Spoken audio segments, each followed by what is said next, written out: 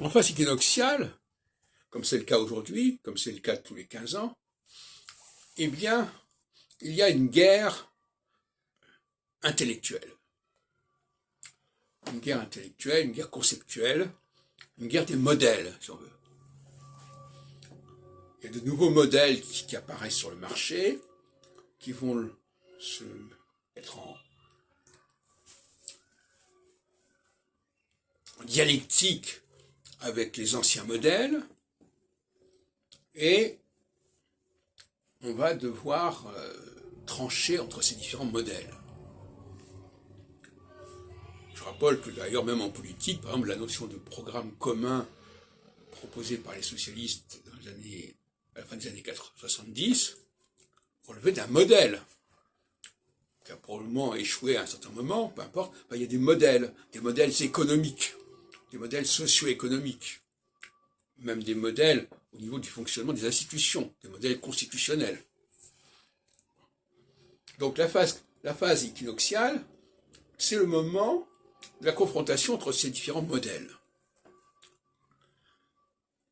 Et il y a un de ces modèles qui va l'emporter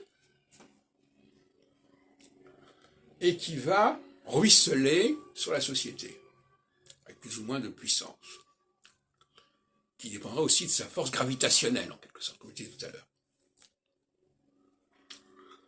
Et puis, à un moment donné, on ne raisonnera plus tellement en termes de modèles, on raisonnera en termes de pratiques.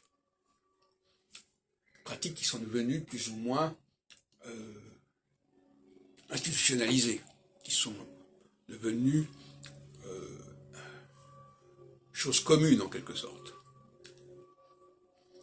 Donc il y a une dégradation, le modèle n'est plus perçu comme un modèle, il est devenu une pratique.